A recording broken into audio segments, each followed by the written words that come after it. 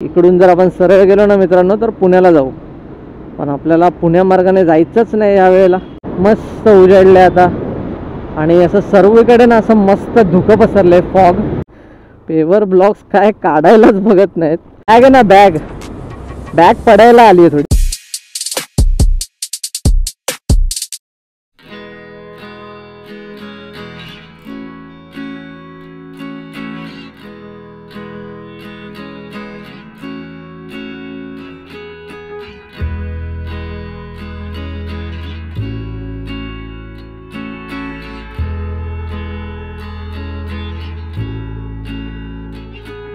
Time बघू शकता, exact 5:30. आणि आता ट्रिप मीटरला आपण 0 करून घेऊया. ट्रिप 2ला करतो. Trip meter set 0. Ganpati Bappa Morya. सुप्रभात मित्रांनो, मी आहे मनीष बांडे आणि स्वागत आहे तुमचं आपल्या यूट्यूब चॅनलवर, ज्याचं नाव आहे रॉक्स टुरिझम. तर मित्रांनो, थंबनेल टायटल बघून तुम्हाला कळलंच असेल आपली आजची राईड कुठली आहे. तर मुंबई गोवा हायवेने आपण पुन्हा एकदा जाणार आहोत. पुन्हा एकदा आपल्या NH66ला भेट देणार आहोत. तर बघूया आता पुन्हा रस्त्यांची कंडिशन कशी आहे. तर महाडपर्यंत आपला हा आजचा प्रवास आहे, पूर्ण अंबरनाथ ते महाड. आणि रस्त्यांची परिस्थिती तशी मी तुम्हाला मागच्याच महिन्यामध्ये दाखवलेली, जे मी 6 एपिसोड्स बनवलेले मुंबई ते कणकवलीवाले. तर त्यामध्ये सर्व रस्त्यांची कंडिशन सांगितली आहे. पण तरी आपलं एक अर्जंट काम निघाले, आपल्याला सॅडल बॅग वगैरे त्याच्यासाठीच मी सर्व पॅक वगैरे करून घेतली आहे. मागे बंजी कॉर्डने बांधून वगैरे घेतली. आणि आपल्याला येताना बरंच लगेज असणार आहे, त्यामुळे मी निघालो आहे पुन्हा आपल्या मुंबई गोवा हायवेवरून. जायचं आहे आपल्याला खरं तर वाईला. वाईजवळनं आपल्याला वाशिवली गावामध्ये प्रवेश करायचा आहे. पण वाईला जाण्यासाठी बघा 2 रस्ते आहेत. पहिला रस्ता म्हणजे डायरेक्ट शॉर्टकट, इकडून मुंबईवरनं पुणे, पुण्यावरनं आपल्याला सरळ सरळ देहू रोडच्या इकडनं पुणे बँगलोर हायवे पकडायचं आहे. आणि तिकडून आपण सरळ जाणार आहेत ते म्हणजे वाईला. ते जे डिस्टन्स आहे ना, ते जवळपास 6 तासाचं डिस्टन्स आहे. म्हणजे 6 तासामध्ये आपण पोचून जातो.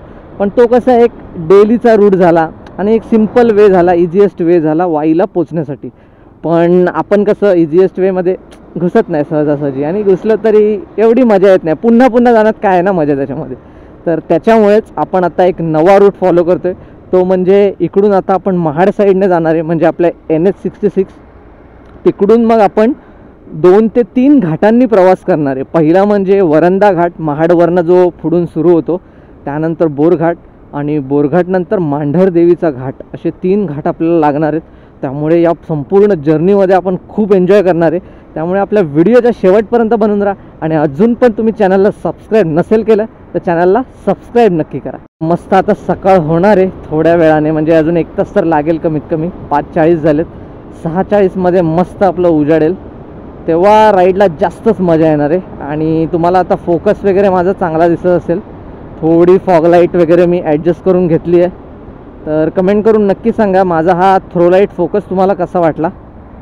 हा खरं तर माझा अप्पर बीम आहे, म्हणजे जो व्हाईट लाईटवाला आहे ना, स्ट्रॉंग लाईट, तो मी मारून ठेवला आहे. येल्लो लाईट मारला तर तो एकदम असा टायरच्या जवळ येतो, त्यामुळे घाटाच्या कंडिशनमध्ये तो कामात येईल माझ्या.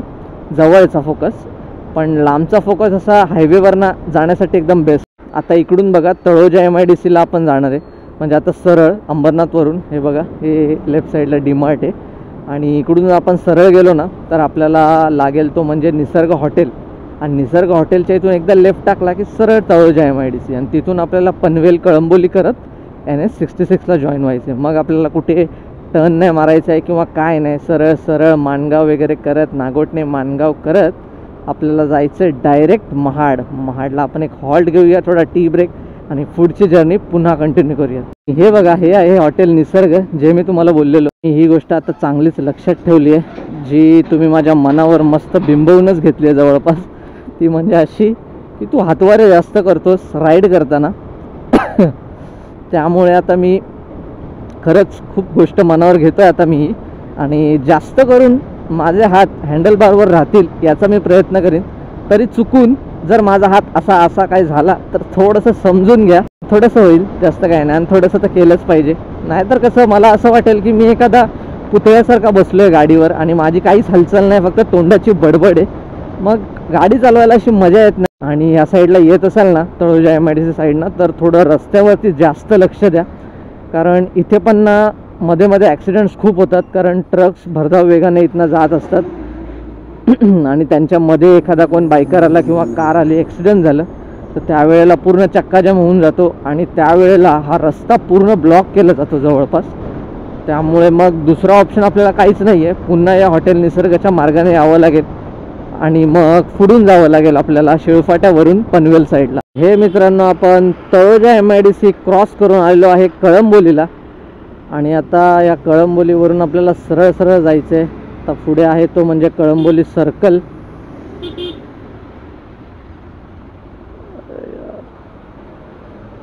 मित्रांनो, वेलकम टू पनवेल. पनवेलमध्ये तुम्हा सर्वांचं हार्दिक हार्दिक स्वागत. आणि आता थोड्याच वेळात जॉईन होणार आहोत ते म्हणजे आपल्या मुंबई गोवा हायवेला. आता हे बघा, हा आपला पनवेलचा सर्कल आला आहे आता.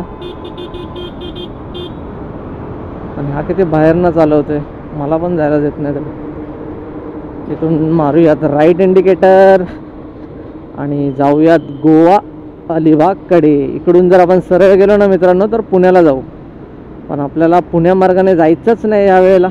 चला, इथून चालू होतोय आपला मुंबई गोवा. थोड्या वेळाने नाश्ता करूयात कांदा आणि पोहा. अरे वा, आलेला आहे पळसपे फाटा आपला मुंबई गोवा. बघा आता पूर्ण कसा सिमेंट कॉन्क्रीटने तयार झालेला आहे. फक्त एकच मी तुम्हाला जशी मागच्या वेळेला अपडेट दिलेली, संगमेश्वर नंतर रस्त्याची कंडिशन अजूनही खराब आहे. त्यामुळे मला बरेच अजूनसुद्धा कमेंट येतात आता ज्या मी व्हिडिओज टाकतोय मध्ये मध्ये. तर त्यावेळेला लोक विचारत आहेत मला की गोव्याला जायचं आहे तर कुठला रस्ता प्रेफर करू, मुंबई गोवा हायवे प्रेफर करू की पुणे बँगलोर.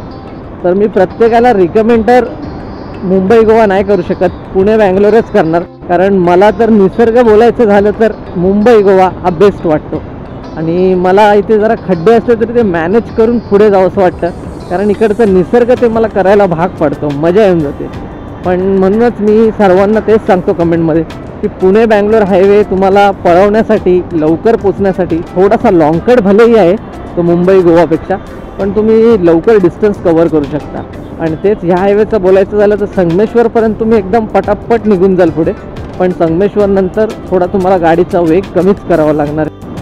आणि तसं बघायला गेलं ना तर पुणे बँगलोर हायवेवरती पण जागोजागी काम चालू आहे. त्यामुळे जे वरचे फ्लायओव्हर्स असतात ना, जे सिटीला डायरेक्ट वगळून पुढे जातात, तर ते पण बंद करण्यात आलेत, कारण त्यांच्यामध्ये पण मध्ये मध्ये काम चालू आहे काही ठिकाणी. त्यामुळे तिकडे पण आपला स्पीड हा थोडाफार कमी होणारच आहे, बट बेटर अजूनही पुणे बँगलोर मला तरी वाटतो. इकडे हा जो बोर्ड दिसतोय साई कृपा हॉटेल, तर हे ना खरंच चिकन लपेटा, मटन लपेटा या दोघांसाठी खूप फेमस आहे. मी माझ्या मित्रांकडून पण ऐकलं की मुंबई गोवा हायवेवरती एक साई कृपा नावाचं हॉटेल आहे आणि तिकडचा चिकन लपेटा किंवा मटन लपेटा नक्की खा. तर बघूयात, आता सकाळी सकाळी आपण खाऊ नाही शकत, उघडलं पण नाही हॉटेल, 6:30 वाजलेत. तर कधीतरी आपण नक्की ट्राय करूयात आणि त्यावेळेला मी टेस्ट घेऊन तुम्हाला नक्की कळवेल की इकडची टेस्ट चांगली आहे का, तुम्हीसुद्धा ट्राय करू शकता का. ज्याने कोणी हा चिकन लपेटा किंवा मटन लपेटा ट्राय केला असेल साई ग्रुप हॉटेलला, तर मला कमेंट करून नक्कीच सांगा की चव कशी आहे, की जेणेकरून मी जाऊ की नको. रायडर काहीसा घुसतंय रे देवा. या जॅकेटला रेन लायनर वगैरे असं काहीच नाही आहे. भिजलो तर भाई पूर्ण बॉडी भिजणार आहे, जीन्स पॅन्ट भिजणार आहे आणि पूर्ण चिंब होऊन घरी जाणार आहे.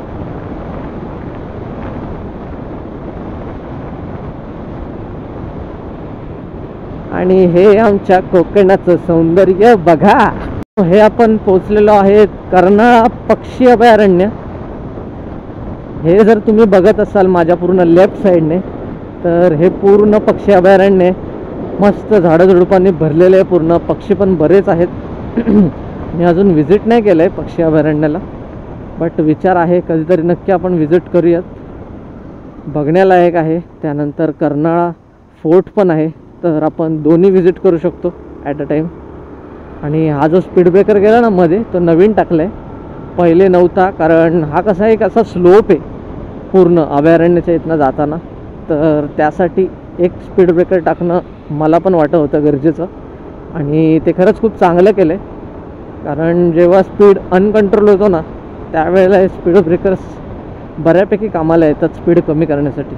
गाडीवरती नाव बघा काय भारी लिहिलं आहे, श्री राम समर्थ स्मिथ खिडबिडे. स्मिथ नाव एकदम असं स्टँडर्ड टाईप असं एकदम भारी काहीतरी वाटतं. आणि खिडबिडे ऐकल्यावर एक मजाच येऊन जाते. आणि हा बघा आपला सुंदर असा सूर्य मस्त उजाडलाय आता. आणि असं सर्वीकडे ना असं मस्त धुकं पसरलंय, फॉग. आणि सूर्य खरंच लाजवाब दिसते. वेड्या मना सांग ना भावे कुळे, का पुन्हा तुझ्या सवे सारे हवे, प्रेमात फसणे नाही रे. धुक्यात जसे चांदणे, मुक्याने तसे बोलणे, हो ऊन सावल्यांचे खेळ हे, ना त्याला काही नाव नसावे, तू ही रे माझा मितवा, ना त्याचे काही बंधन भावे, तू ही रे माझा मितवा. वेलकम टू पेन मित्रांनो. पेनमध्ये आपण पोहोचलेलो आहे. टाईम झाला आहे 6:58 आणि मस्त पेन सिटीमध्ये आपली एंट्री झालेली आहे. तर मुंबई गोवा हायवेची आत्तापर्यंत अपडेट एकदम सुंदर आहे. मक्खन मक्खन मक्खन रस्ते, मजा येते चालवायला, खरंच खूप मजा येते. याला जाऊ दे, हा खूप आवाज करतोय. हां, तर हे सांगत होतो की मुंबई गोवा हायवेची कंडिशन खरंच खूप भारी आहे मित्रांनो. कारण रस्ते पूर्ण सिमेंट कॉन्क्रीट, जास्त असे मध्ये बम्प्स वगैरे पण नाही आहेत, त्यामुळे रप्पारप गाडी तुम्हाला काढता येते. आणि हा बघा पेंटचा बाजार भरलाय, बाजार. आपण पोचलेलो आहोत नागोठण्यामध्ये. टाईम झाला आहे 7:17. नागोठण्याला पोचलोय. आणि नागोठण्याला पोचल्यावरती पेवर ब्लॉक्स भेटणार नाही असं तर कधी होणारच नाही. आणि पेवर ब्लॉक्स काय काढायलाच बघत नाहीत. अख्खा मुंबई गोवा हायवे जरी बनला ना तरी मला नाही वाटत हे पेवर ब्लॉक्स हे लोक काढतील. थोडा तरी खराब पॅच हवाच ना. सगळा रोड चांगला असला तर काय फायदा. असा तुम्हाला कोकण रेल्वेचा मोठा लांबलचक ब्रिज दिसला ना की समजून जायचं कोलाड आलं म्हणून. आता वाजले आहेत बरोबर 8 आणि 8 वाजता आपण एंट्री केली आहे कोलाड शहरामध्ये. आणि कोकण रेल काय आपल्याला दिसली नाही धावताना. इट्स आर बॅड लक. नाहीतर इथून कोकण रेल्वे जेव्हा धावते ना जाम मस्त दिसते.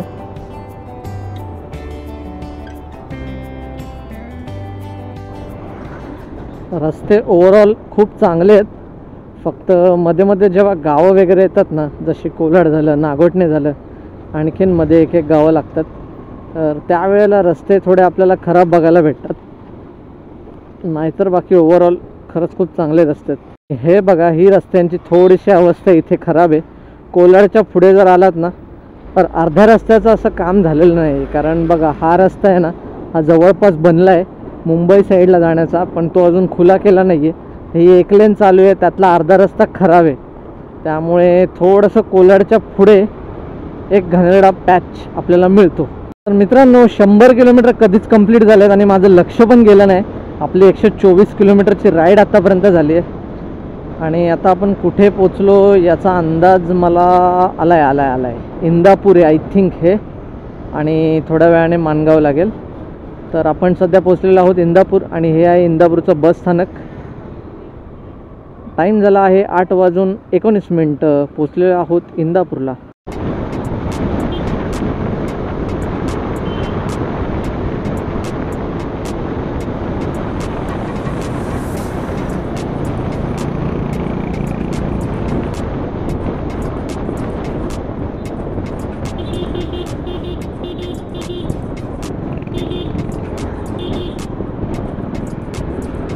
बॅग आहे ना, बॅग पडायला आली आहे थोडी.